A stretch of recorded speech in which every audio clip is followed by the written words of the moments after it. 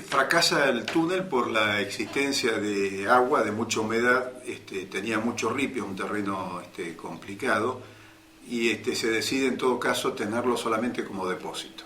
Un túnel que había costado, imagínate, se hacía con una gilet para ir sacando la baldosa, y se hacía con las partes metálicas de lo que eran unos calentadores de Bran Metal, no sé si existen todavía, pero son con una estructura de cobre, se hacían pequeñas palas que, trabajo de preso, como decíamos nosotros, con paciencia y mucha saliva, todo el tiempo trabajando horas y horas, con turnos rotativos de compañeros haciendo cada una de esas tareas.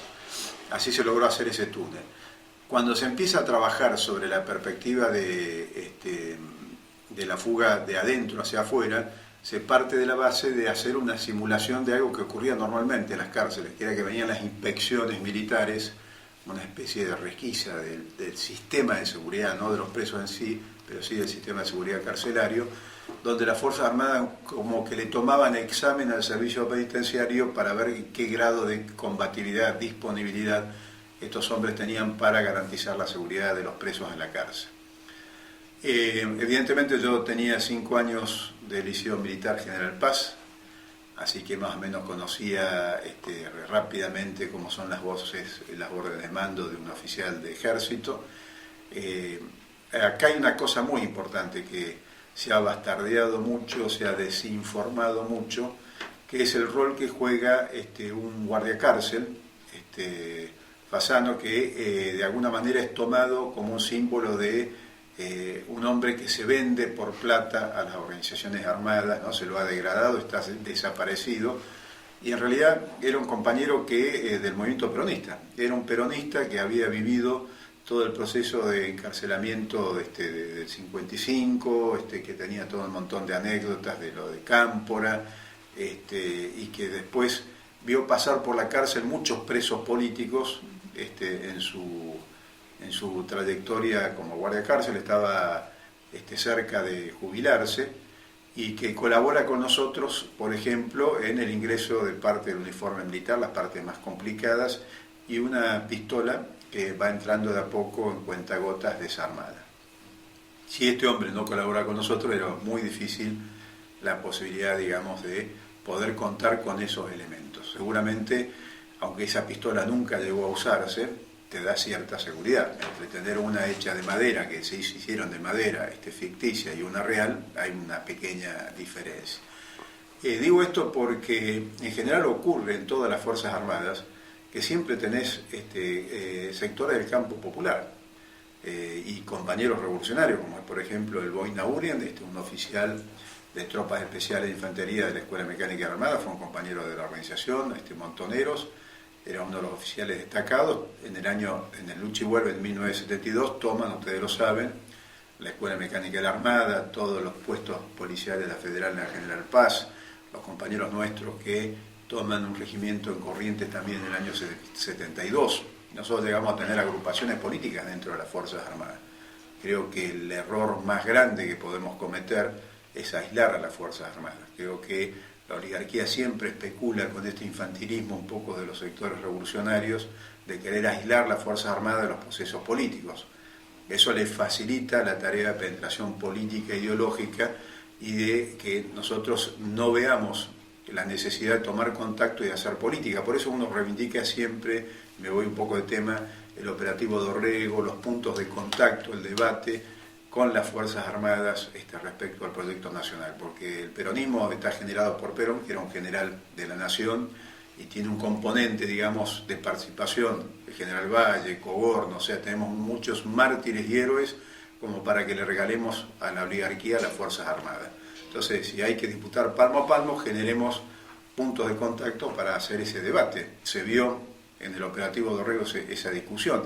Y fíjense, a Fidel Castro lo salva un guardia de Somoza, que también tiene una serie de afinidades políticas con lo que era el movimiento 26 de julio. A nosotros nos permite la fuga, una de las llaves de la fuga es Fasano, es un guardiacárcel peronista de nuestro movimiento, que nos permite, digamos, el ingreso y la llave para una parte muy importante de la operación.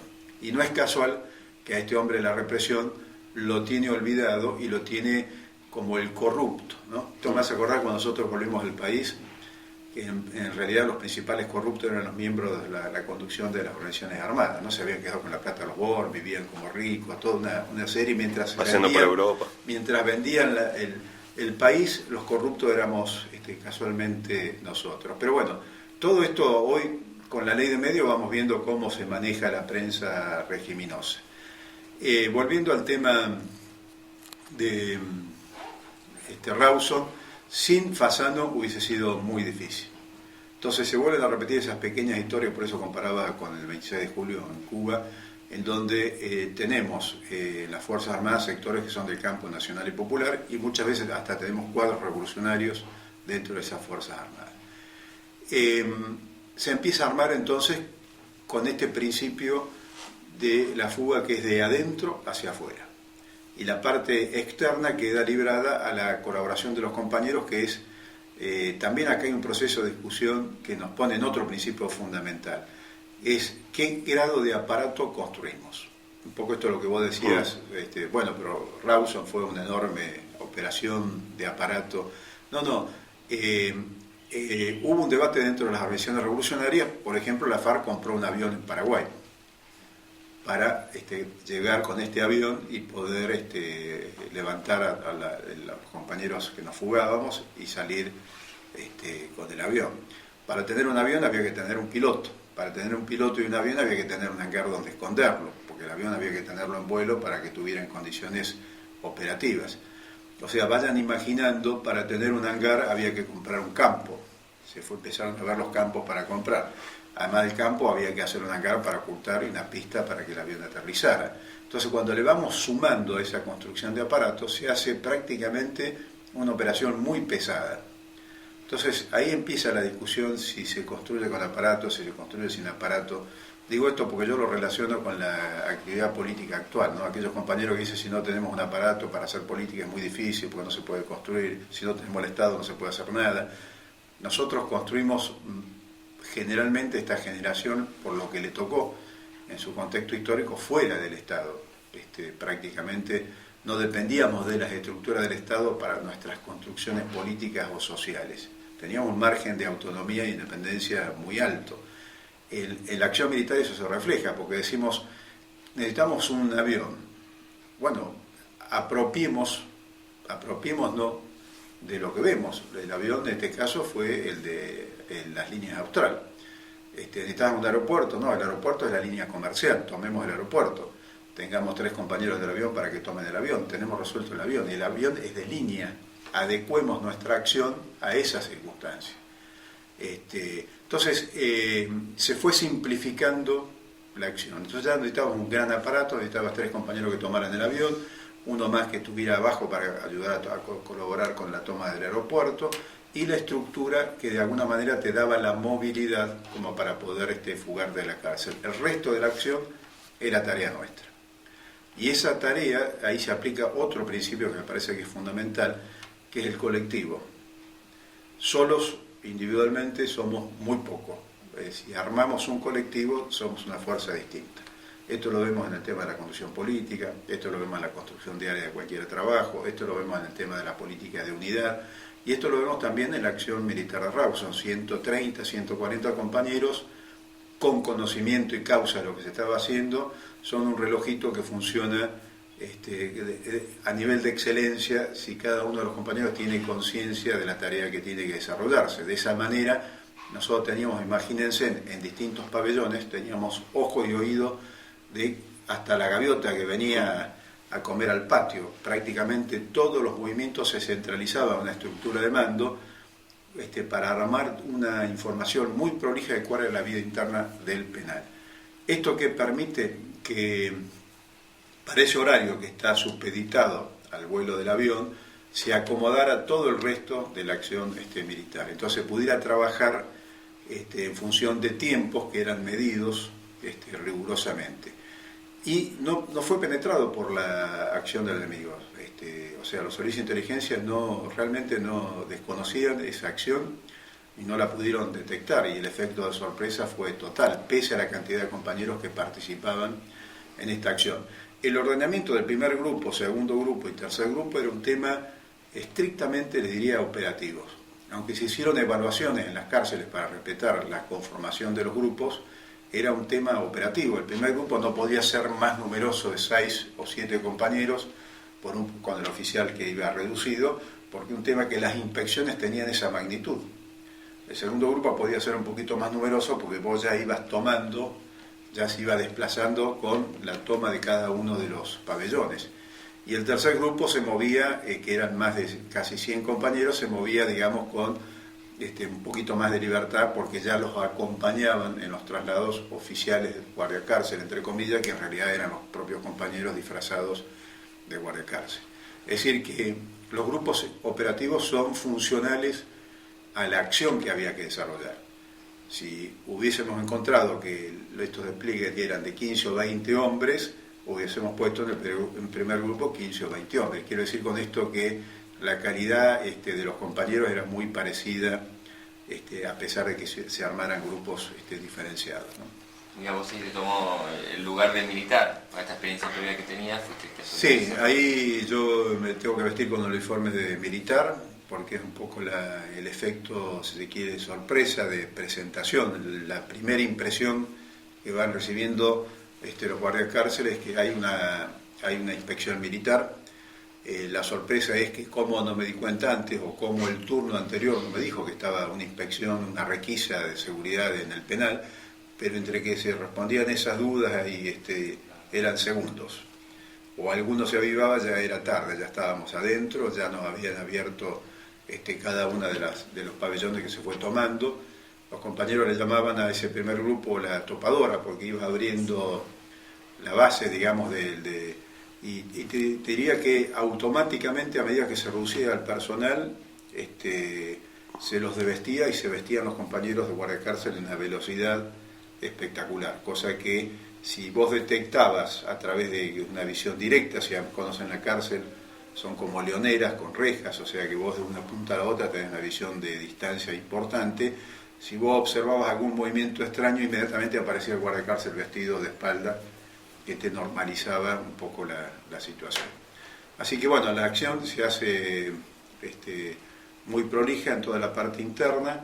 Cuando se llega a la sala de guardia, a la última puerta, que conecta a los oficiales, el oficial de guardia interno, que es una guardia desarmada, con el oficial de la guardia externa, que es la guardia armada. Ahí viene el punto, si se quiere, un poquito más complicado, porque el oficial de la guardia desarmada se pone nervioso, y el que nos abre la puerta final, digamos, de salida, se lo manotea y se lo mete adentro muy rápidamente. Teníamos justo al frente un hombre con fal que estaba, si vieron en el patio de bandera hay un mástil donde está la bandera, estaba justo con una visión directa a la entrada al penal.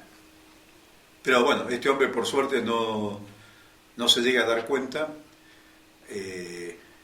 Lo primero que hacemos es llamarlo, una vez que salimos a la puerta exterior, que uno cuando esa sensación de salida le dan ganas de empezar a correr. Claro, te agarra una ansiedad terrible.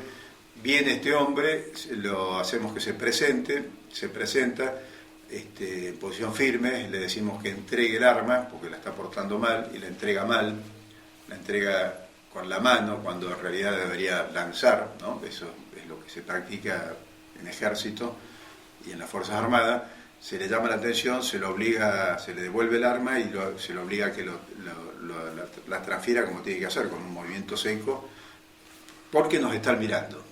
Nos está mirando la guardia de arriba y nos está mirando la guardia, la última guardia externa detrás de vehículos. Bueno, se presenta, se cuadra, saluda y entra. Cuando entra se lo reduce y de ahí vamos a la sala de armas. La sala de armas es un movimiento muy parecido. Primero el oficial de ejército, detrás su séquito, vestido de guardia cárceles, con voces de mando, se los alerta, se los hace formar y se los reduce. A partir de ahí salen dos grupos, ya viene el segundo escalón de 19 compañeros, que son los que van a reducir la primera parte del penal, o sea, todo lo que es la parte exterior de las garitas, se ponen compañeros nuestros. El resto de las garitas quedan la misma gente del servicio penitenciario. Es decir, que ya había un riesgo ahí. En tiempos no nos daban los tiempos como para reducir todo el perímetro de todas las garitas del penal. Fíjense con qué prolijidad se actúa, que el resto de los guardiacárceles, las garitas, no se dan cuenta que han sido reemplazados sus compañeros. En realidad son compañeros nuestros los que están de guardia.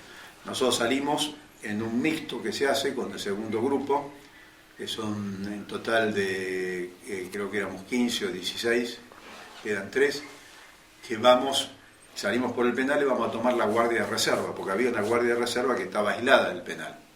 Esa guardia de reserva, cuando nosotros salimos a caminar para tomarla, tenía que coincidir con el reemplazo del guardiacárcel que estaba en la garita, que justo estaba arriba de la puerta, de entrada a la puerta a la guardia de reserva.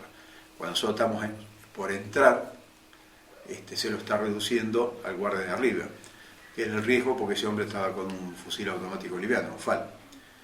Bueno, se entra, se hace el mismo procedimiento, se reducen unos 80 hombres que estaban en el guardia de reserva, que estaban relajados porque estaban algunos jugando al truco, otros durmiendo.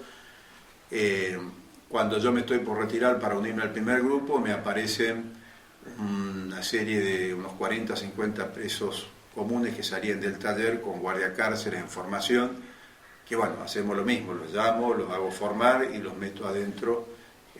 Así que ahí había casi 120 hombres, entre presos y guardiacárcel mezclado, era un disparate lo que nos encontramos en ese momento. Esa guardia también estaba armada, tenía su sala de armas. Era una guardia que estaba planteada de unos 60-80 hombres para el caso de una emergencia. Bueno, cuando salimos del penal, ahí me doy cuenta de que había entrado solamente Carlos Holberg, 18 años, un loco de la guerra, que él escucha el tiroteo donde muere este guardiacárcel Valenzuela, que se ve que identifica a algunos de los compañeros que se van aproximando y se arma un tiroteo, se toma ese puesto. Carlos siente ese tiroteo y dice, bueno, los compañeros me necesitan, y se mete. Desobedece la orden de repliegue porque el jefe de la operación había entendido que la acción no se hacía. Entonces los vehículos se retiraban rumbo a sus zonas en caso de una emergencia, que la acción no se realizara. Este loco se mete y ese es el vehículo que nosotros usamos, ese primer grupo de los 6, para ir al aeropuerto. Con la alerta de que habíamos tenido un enfrentamiento en la guardia y con la duda de que no teníamos los vehículos necesarios para evacuar a todo el personal, sí teníamos un plan de emergencia que eran los remises, los taxis y los vehículos de la gente que laburaba en la parte administrativa del servicio penitenciario. Así que de ahí salimos rumbo al aeropuerto. Bueno, ahí toman el avión, parte de este primer grupo. Bueno, nos interesa que nos cuentes un poco la experiencia en el avión, el viaje, bueno, un poco la experiencia en Chile. Bueno, cuando nosotros llegamos al aeropuerto, está el avión carreteando en pista. Ahí tenemos una duda si los compañeros, cuando ven que nosotros llegamos al aeropuerto, ingreso yo, en realidad, llegamos con el Falcon, ingreso, y para ver cuál es la situación del vuelo. Está la gente, los familiares, ya retirándose, varios de ellos, y bueno, siento el carreteo del avión hacia la cabecera de pista. Cuando siento eso, salgo para avisarle a los compañeros, y cuando salgo me intercepta el teniente coronel Perlinger, que estaba de civil, se presenta. Bueno, me presento yo como teniente primero, y me observa un detalle bastante importante. Yo tenía puestas las charreteras al revés. Entre los nervios, la tensión en el armado del uniforme, la charretera me la había puesto al revés. Entonces me dice, teniente primero, tiene la charretera al revés. Entonces, bueno, ahí lo que se me ocurre es decirle, bueno, a mi teniente coronel, lo que pasa es que tuvimos una fiesta y usted sabe cómo son las chicas con uniforme, se vuelven locas, una cosa de ese tipo, a la cual queda contento, y me retiro. Inmediatamente, a los 5 minutos, estamos entrando todos un poco desaforados, diciendo que hay una bomba, que hay un atentado contra el avión, que tienen que parar ese avión en la cabecera de pista. Entramos a donde estaba la radio, porque la torre de control estaba cerrada, donde estaba la radio de abajo. Logramos convencerlo, creo que ahí actúa muy bien el Marco Satinsky, que empieza a hablar y referirse a mí como oficial de que estaba haciendo un despliegue de tropas alrededor del aeropuerto imaginario, que el tipo de la radio realmente le cree y hace parar el avión. Cuando hace parar el avión, rompemos la radio, tiramos el cable y vamos todos corriendo hacia el avión. Los compañeros que están en el avión ven eso, que el avión no levanta vuelo y toman el avión. Cuando se abre la puerta del avión aparece el gallego Fernández Palmeiro con una azafata agarrada de la cintura. Yo soy el primero que sube por la escalerilla y me pone una vereta en la cabeza que me deja absolutamente mudo con la cara de loco del gallego, y que en realidad me salva el Robe Santucho cuando dice somos nosotros gallego, es el vasco, está todo bien. Imagínense la gente que había seguido con nosotros corriendo hacia el avión, porque el avión lo habían tomado los terroristas, al ver ese escenario confuso, con la misma velocidad con que había corrido hacia el avión, corren hacia el aeropuerto.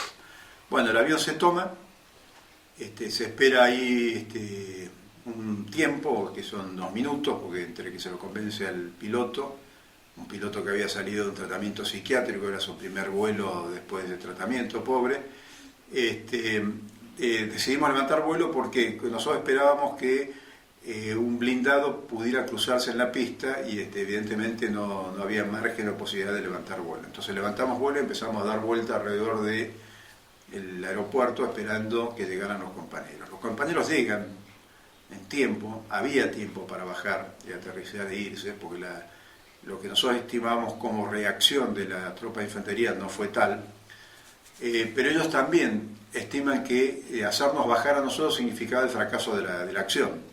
Entonces no toman la radio de la torre de control, mantienen la misma gente que estaba en la torre de control y deciden esperar.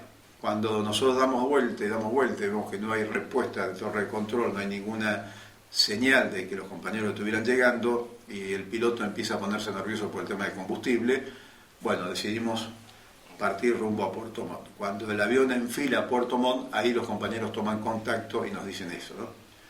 Que no habían tomado la torre para que no bajáramos, porque eso ponía en riesgo toda la acción, que ellos ponían en su plan, empezaban a trabajar sobre el plan de emergencia, que era el que se dio, que era convocar a la prensa, convocar al juez federal, convocar al médico, convocar al periodismo, para hacer una rendición ordenada y evidente a nivel de la opinión pública, ¿no? Qué fuerte que es el tema, ¿no?, del pensamiento colectivo, ahí en esos hechos que nombrás. Es la base. O sea, yo creo que la base de esto que decíamos del principio colectivo aplicado en todo momento a la acción es la base, es la fuerza central. O sea, eso sin ninguna duda. Si no existe ese principio es muy difícil poder realizar una acción como la que se concretó. O sea, hay un engranaje donde cada uno juega un rol. Es más, te diría que en ese primer y segundo grupo, lo mismo que en el tercer grupo, hay roles que se van intercambiando con mucha facilidad, porque hay una compenetración y un complemento entre los compañeros. No hay una competencia ni una estructura, digamos, que se superponga, sino al contrario. Si vos ves que él tomó esa acción, la hizo bien, inmediatamente pasás a hacer lo que sigue. Y ese principio colectivo yo creo que es el fundamental, que es una de las bases de la unidad, ¿no? Bueno, y llegan a Chile. Llegamos a Chile, Puerto Montt, bajamos a Puerto Montt las mujeres y seguimos a Santiago de Chile. En Santiago de Chile nos recibe una movilización muy grande de los compañeros del MIR chileno, del Partido Socialista Chileno. Baja el Robi, el pelado Satinsky y el negro Quieto a negociar la entrega del avión. Se resuelve eso. Bueno, cuando bajamos había uno de estos celulares de traslado de presos y 2 vehículos. A los compañeros los llevan a ese celular y a mí me llevan a uno de los vehículos. Como no sabíamos cómo era lo que ellos decidían, nosotros cumplimentamos ¿Con quién negocian ellos tres? Negocian con Pupem, que era el jefe de seguridad, y con el jefe de policía que va a ser después las DINA. En ese momento, el jefe de seguridad de Pupén era un hombre militante del Partido Socialista, muy preparado, que muere con Salvador Allende cuando Pinochet da el golpe militar y avanza sobre la Casa de la Moneda. A mí me llevan en un vehículo, en el vehículo me llevan porque se confunden, piensan que soy un rehén, que soy un oficial del ejército rehén. Cuando me sientan, yo me llama la atención porque uno en el vehículo, el resto pensé que no había lugar. Y cuando empiezan a hablar, me empiezan a decir los famosos camaradas policías que pueden hacer los golpistas en Chile. Decían, bueno, me imagino que usted habrá estado en una situación de estrés muy incómoda. Le digo, sí, igual que todos los compañeros. Me dicen, ¿cómo los compañeros? Sí, los compañeros que van ahí en el celular. Entonces, ahí el que está al mando le dice al conductor que acelere, cruzan el celular donde iban los compañeros, me bajan y me suben arriba, ¿no? Pensaban que yo estaba entre los rehenes que habían tomado en el avión.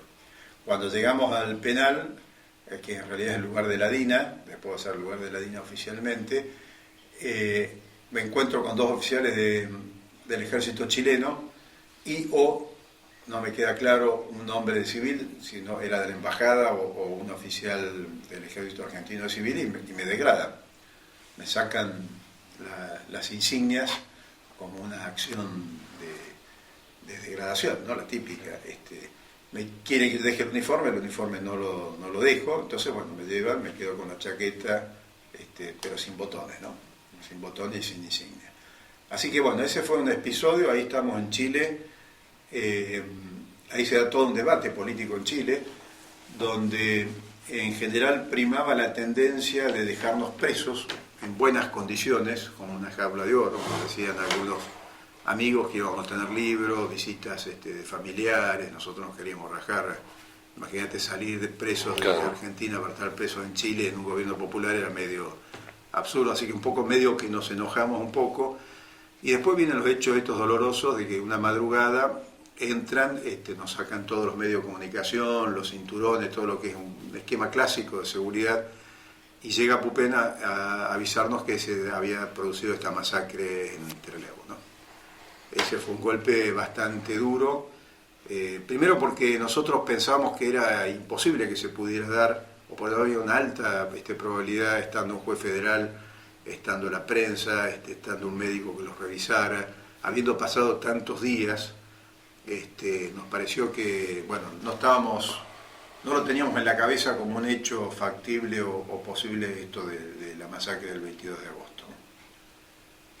Después al día siguiente vienen los abogados, viene Duhalde, viene Mario Hernández, creo que Sinigaglia, Gustavo Roca, los abogados nuestros, digamos que son los que nos acompañan y desarrollan este proceso hasta que en este debate que se da en Chile, Salvador Allende reúne a todo el gabinete y les plantea el tema de esta presión que hacía la dictadura de Lanusse y esta oferta que le hacía la dictadura de Lanusse para que nosotros volviéramos, nos entregaran a la Argentina o nos mantuvieran presos en Chile, o sea, nos dejaran en libertad. Salvador Allende hace votar a su gabinete, el gabinete vota que nos dejen presos, que no nos entreguen a la Argentina, a la dictadura militar, pero que nos dejen presos en Chile para no presionar sobre una delicada situación que tenía el gobierno ya a nivel internacional en América Latina. Recordemos que ya América Latina, la ideología de la seguridad nacional, el avance de las dictaduras militares se nos venía encima con una rapidez, era un verdadero temporal, ¿no? Un tsunami de esos de dictaduras militares. Y el gabinete vota a favor de que nos dejen presos. Salvador Allende pide